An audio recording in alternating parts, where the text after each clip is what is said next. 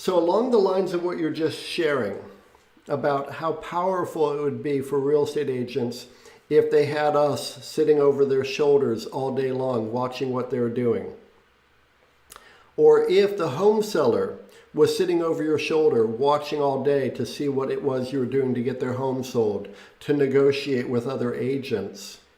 I'll share with you that Lisa, my wife, she is a certified public accountant and has been since 1993. In that industry, their timesheets, because they're responsible for their billable hours to the various clients that they're helping with their tax matters, they keep track of who they are working with every 6 minutes.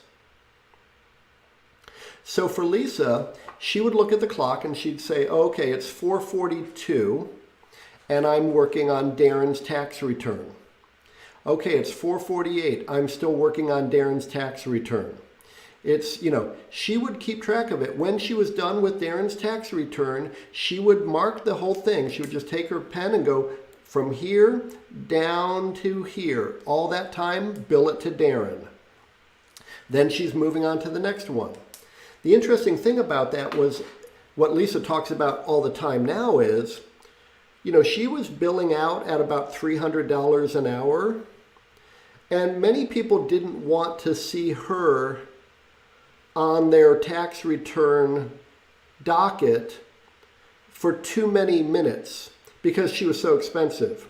So she would have her assistants who were billing out at far lower rates, and then Lisa would jump in, spend 6 minutes, verify everything, and she was in and out of that file in 6 minutes.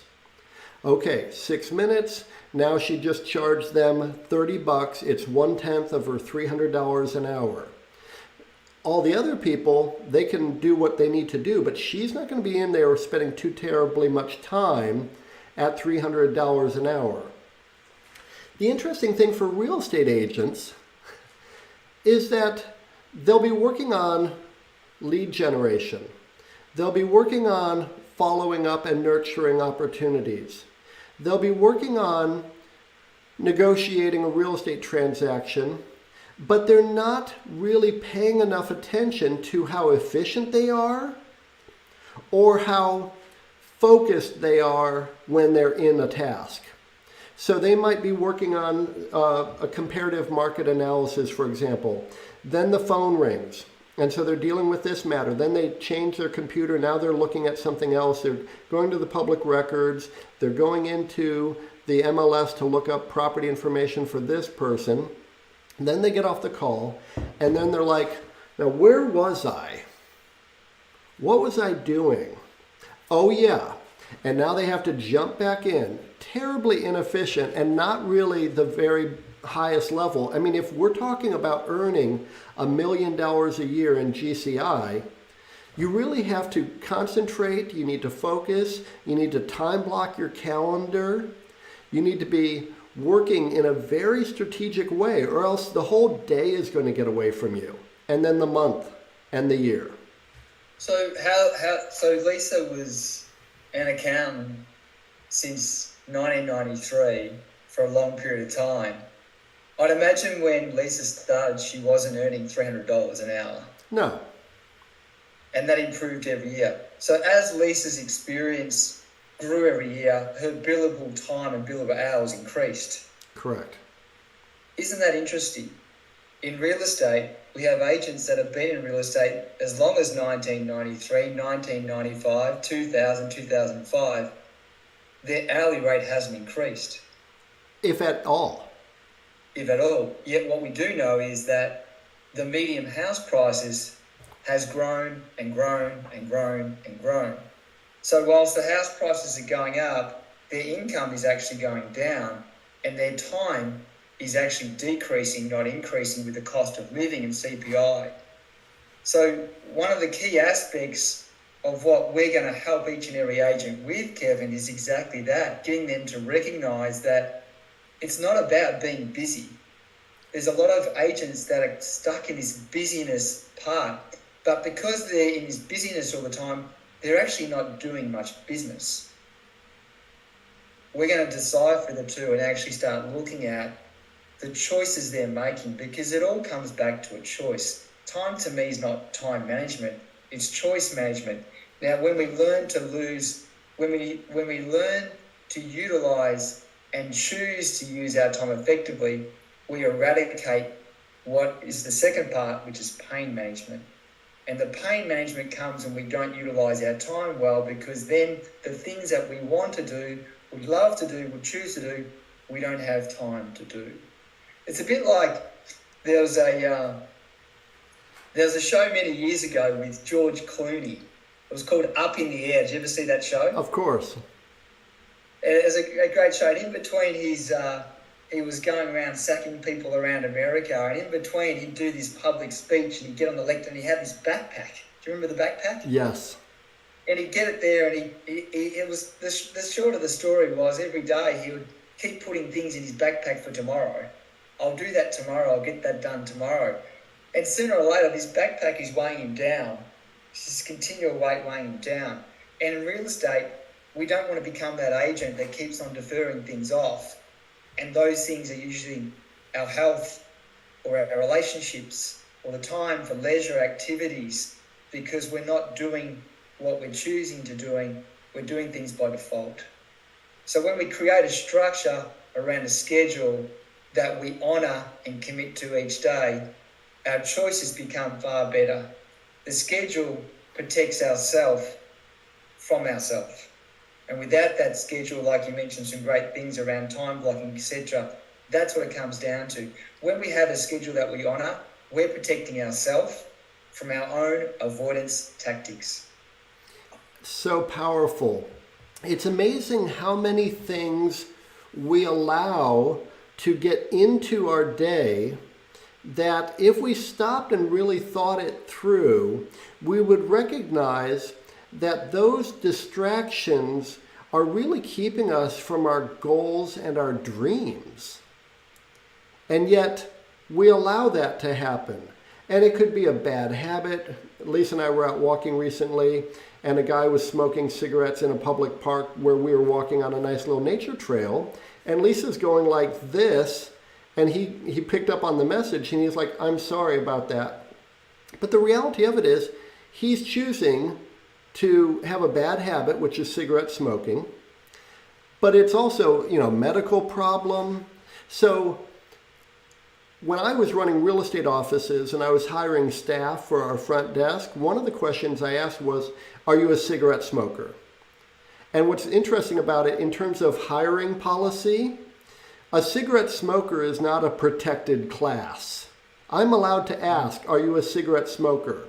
Now for me, if they were a cigarette smoker, I wasn't going to hire them, because they were going to be out getting a cigarette break right when the phone was ringing off the hook, right when I needed them to make copies, or whatever might be pressing. They were going to be out with their cigarette, and that was going to keep them from accomplishing the important tasks of the job.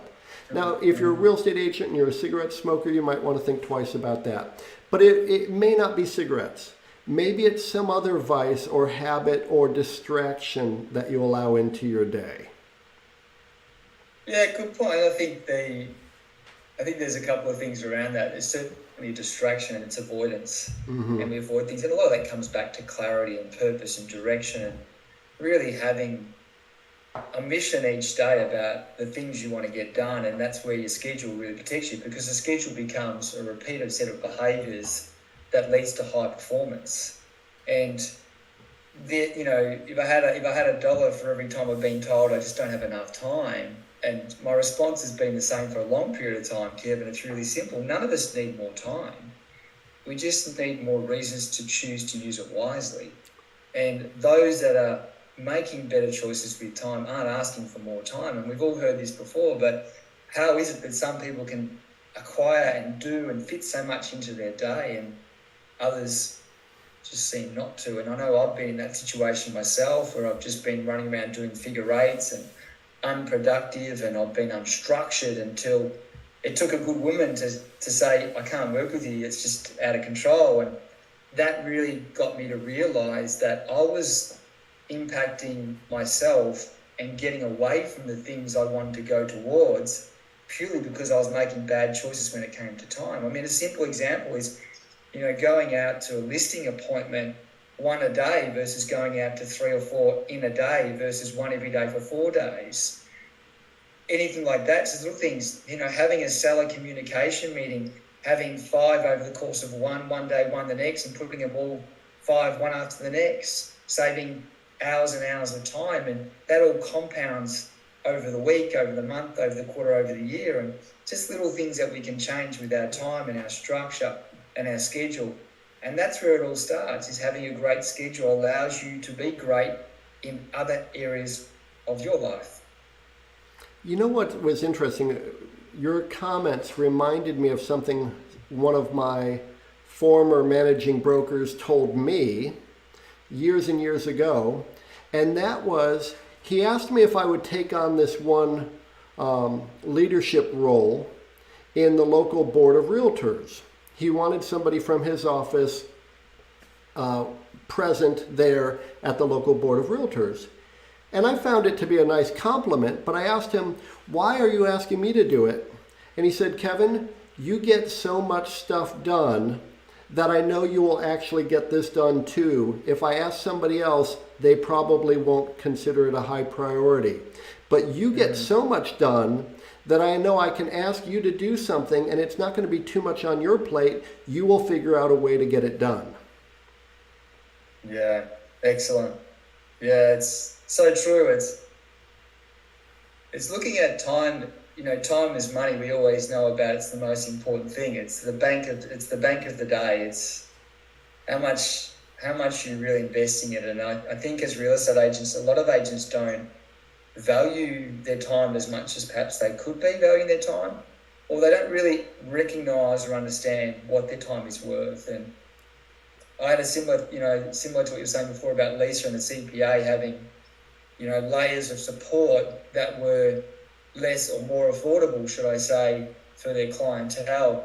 I grew up with an older sister who was a lawyer, and when she started out doing her articles and worked up, as she got more experience, there was things that she dropped off, and she became more of a specialist, and so her day became less of that and more of that, because that was worth $1,000 of billable hours versus the little things. And I learned a lot about that, and I took that into my own real estate practice. I realised that there was listing, negotiating, and nurturing of clientele. There wasn't many things outside of that I really wanted to do, because I could have others do that and I could teach them to do that. And as they got good at that, I could elevate them. It was like a ladder system. They'd move up. The challenge for a lot of agents is being that agent that has to wear all those hats still after 2, 3, 5 and 10 years. And our goal really is to fast track that progression so you can elevate your hourly rate and you can start moving away from those activities that you've been doing considerably for a long period of time that you don't need to be doing anymore. It's interesting what you said right there and what your sister experienced as a rising attorney. There were tasks in the accounting firm that the managing partners would not let Lisa do anymore. She was too valuable to keep doing that type of work. So when she was at her most efficient, she had probably about a dozen people working underneath her, and all she did was make certain that everything they did was correct. Her job was not to do all the grunt work anymore. She could look at it and see in 1 minute if their hour of effort was correct. Yeah, right. Now, an interesting thing that I'll share too, and some of the top agents who should be attending our upcoming training should probably be considering a little bit more if they're not already. And that is, what does having the very best strategies and systems cost you? In terms of, is it costing you money because these strategies and systems take money to afford and implement? Or is it costing you opportunities in terms of listings that you're not getting, service that you're not delivering, because you don't actually have the right systems in place to service the types of clients and the numbers of clients that you're trying to accomplish and serve. Again, going back to Lisa and her accounting practice, one day her computer was giving her grief, and she would just pick up the phone on her desk, call the computer guy who was down the hallway, and she'd say, "I need you." She'd hang up. He was over her shoulder in about 4 seconds. She said, "My computer keeps doing this, and I don't know what's going on with it." He said, "All right, why don't you go grab a coffee or something and let me work on this for a quick minute." She comes back about 8 minutes later. He's still working on it. He's like, "I don't know what's going wrong." She walked over to the managing partner's office and said to him, "My computer is giving me grief. I need a brand new computer today." He said, "Take mine. I'll go get you one." Now, he didn't necessarily go and get her one. He went and said, "All right, Judy, go get Lisa a brand new computer. She needs it today." Meanwhile, she's using mine. Why? Because Lisa does stuff on the computer. I do stuff on the phone. She can take my brand new computer. I'm okay for a few hours without a computer. But she cannot afford to not have the very best systems and strategies in terms of her computer, the programs that are on her computer. She can't go 8 minutes without that running the practice that she was running in her accounting firm. And yet we see real estate agents all the time struggling with things that they shouldn't be struggling with anymore, but they don't want to make the commitment to invest in themselves, invest in their tools, invest in their strategies, their systems, and really what I look at is their future. It's a bit like the lobster in the water. The lobster in the water. The story, the lobster in the water. You can put a lobster in there and heat it up, and they won't try and get out because they're just acclimatized in real estate. We learn to survive, and unfortunately, a lot of us can get stuck at the survival part. And before we know it, that's where we are. We put this ceiling on. We can carry 2 listings at a time. We can carry 3 listings at a time. After that, we get set there. It's interesting if you have any assistants that work with you and they go away, you realise, geez, I can't operate without an assistant anymore. It's so hard when they're away. Probably a bit like at home. If Cindy, my wife, goes away, I'm like, gosh, I realise how much I've got to do and step up. Yes. And you think you're doing a bit as it is, but you recognise there's so many gaps there. And real estate's very similar. When you realise that you can have support and you can get leverage and that's taken away, it really takes you back a couple of pegs. But until you go down that path, you don't realise how much leverage and scalability you have as an agent until you go from a job mentality into that business world and back yourself in. There's very few people I know that do that and come back and go, yeah, I prefer to be where I was. There's always great opportunities that open up, and that's part of what we really want to support, guide, and help people with and encourage them to do going forward for their own careers. I think it's really powerful that an agent who is a free market entrepreneur, they're an independent contractor. Yes, they might be affiliated with a really wonderful brokerage brand. Their broker might be very helpful. But at the end of the day, they alone are running their business. And really, it's a question of what am I setting aside from the revenues so that my expenses aren't just fulfilling my responsibilities, but my expenses are choices that I'm making so that I can really grow in the next 6 months, in the next quarter, in the next month, or really, 2, 3, 4 years down the road. The choices that people make today will have a really massive impact on where they are 12 months from now. But the reality of it is, you think back to what you were saying a moment ago, how many real estate agents do you and I know who are struggling to earn what they earned last year? They're hoping that they'll be able to make the same amount of money again. That's crazy.